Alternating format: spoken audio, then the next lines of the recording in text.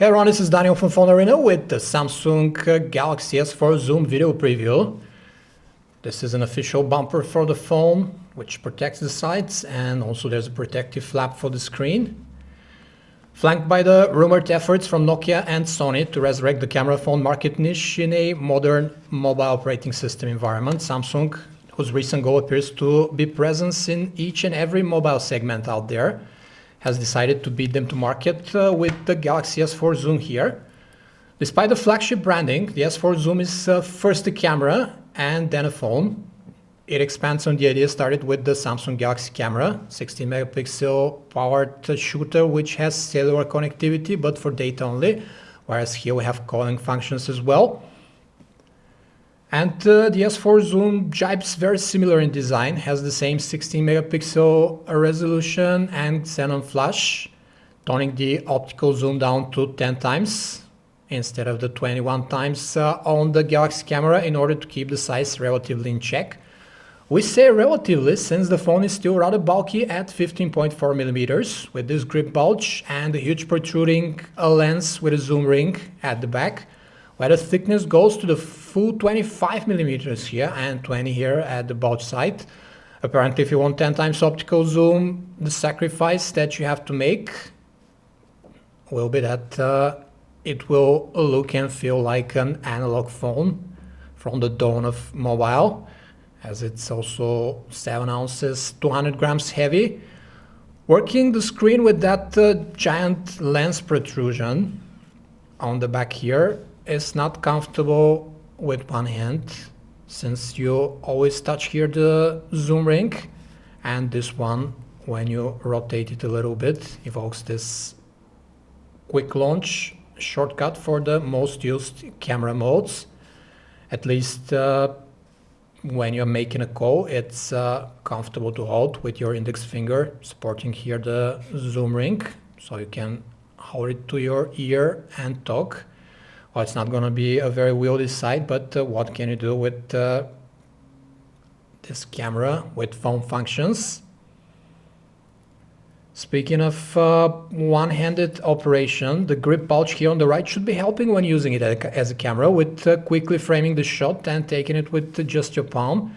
In reality, it's too small to hold comfortably, even with smaller hands. And this here shutter key, instead of somewhere here, is all the way to the edge. So it's not very comfortable to press, and you always worry that you're going to drop the phone, so you have to use both hands. There's this two-stage shutter key. It's very close to the edge of the phone, as we mentioned. Can't be pressed very comfortably without the risk of dropping the handset. This same physical shutter key will enter the camera up directly from the lock screen, bypassing actually the lock screen and the home screens.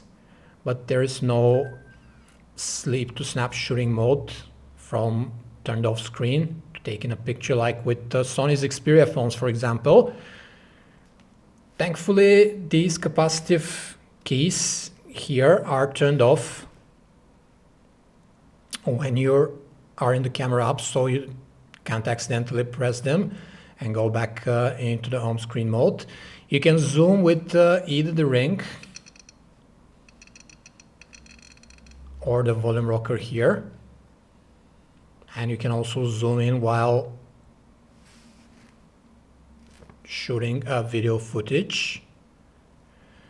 The Galaxy S4 Zoom sports a removable battery hidden under this lid here.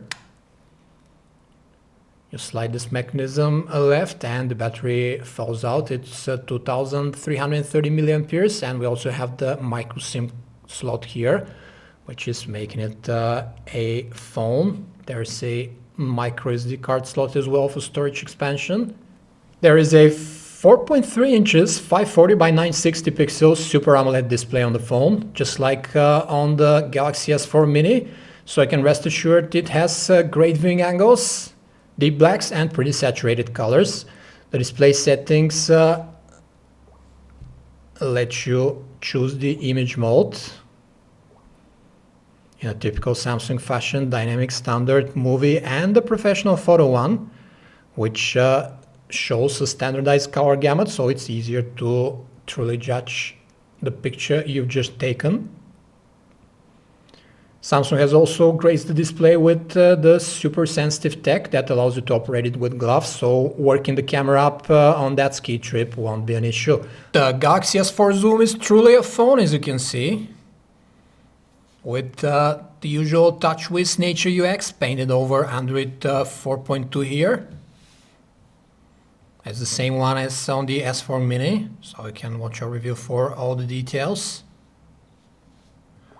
Unfortunately, there is no landscape mode for the interface like we had on the Galaxy Mega 6.3, for example, which is an omission since you'll be using this camera phone pretty often in landscape mode. A 1.5 GHz dual-core Exynos 4212 processor with Mali 400 graphics is what's powering the Galaxy S4 Zoom, and it's aided by 1.5 GB of RAM. The phone also hosts 8 GB of internal memory, plus there is a microSD card slot for storage expansion, which goes up to 64 GB microSD card.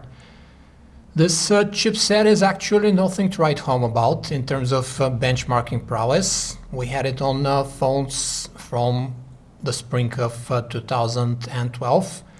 Still, it does the job here, running Jelly Bean. And the apps and the camera interface feel sufficiently quick with barely any perceivable lag. Let's have a look at how much the phone will score on Quadrant. Of course, this is still a non-final pre-release unit. We got 4,766 points, which is pretty middle of the road for today's standards. The stock TouchWiz browser is well known to be a pretty fast renderer by now, and doesn't disappoint here as well. It also lets you sideload Adobe Flash if needed. The S4 Zoom has both LT and HSP Plus versions, with the HSP Plus speeds hitting 21 megabits per second if your carrier can supply that, of course. Other than these radios, we get Wi-Fi, Bluetooth 4.0, assisted GPS and NFC, but there's no FM radio. Since this is a camera phone, let's check if there's anything new in the gallery in terms of picture editing. The usual split view gallery we have here. There's the picture editor that's actually present on most Samsung handsets now, with a bunch of color effects, cropping, resizing, drawing, and so on abilities. You can also choose paper artist and really get creative with your photos and then share them on the social network with your friends and family. In terms of video playback, the phone is spotless as well. It plays every major format, including DivX, XVID, even MKV files, up to 1080 definition at that. As you can see, this is a 1080p MKV file. The loudspeaker is nothing to write home about. As you can hear,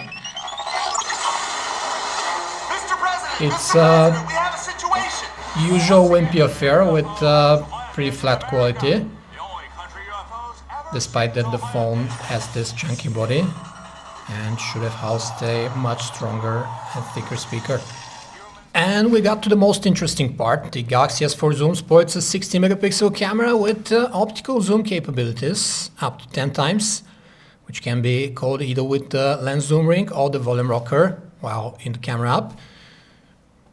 Samsung says that the sensor is 2 times bigger than your typical smartphone sensor, backside illuminated, which should help with low light photography. And to further help it, we have a xenon flash and optical image stabilization.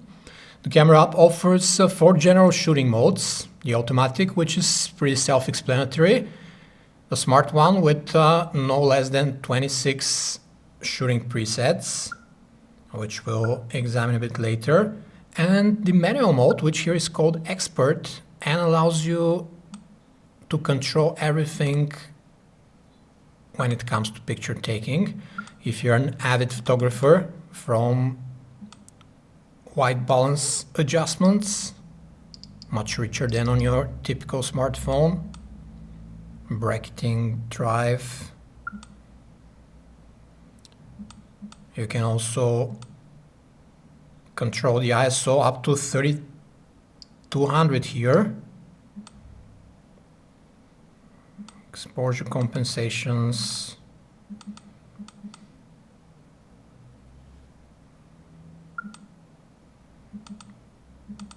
You can even have two apertures here. This is usually fixed on other smartphones. Here we have f3.1, f8.8. You can also control the shutter speed up to full 16 seconds and down to 1/2000th of a second. And these seconds here will be actually useful since we have optical image stabilization on the phone. In terms of color, you can also control everything: contrast, sharpness, color saturation, even adjusting the color sense and the effects for a picture. Now let's have a look at this smart mode here, which will be used pretty often. It has settings for everything, almost each situation you might encounter, 26 of them. Besides the usual HDR, which is called rich tone, panorama, macro, and so on, continuous shot. You have some exotics like baby, for example, which makes a sound before taking a shot. So your toddler's attention is attracted to the phone, so I can snap 5 pictures in quick succession. The same like this golf mode, which looks for the perfect swing. The Smart Suggest mode is actually a pretty interesting one. When you half press, the phone examines the shooting conditions and offers you 3 presets to choose from. Let's choose macro, for example, and take a picture. And there you go. The phone automatically chooses for you. There are also a number of color effects you can apply to pictures and video, including fisheye and cartoon. We wouldn't comment on the pictures since this is still a pre-release unit. You can check them out in our preview. The phone records a 1080p video with 30 frames per second. Again, we will comment when we get the final version, but for now just know that you can zoom in while taking a video, up to 10 times optical zoom, which is pretty handy. And you also have an option to weed out the noise from the zoom motor and the wind noise going into the microphones. As you can see, an extremely rich camera application, as can be expected from a camera phone like the S4 Zoom.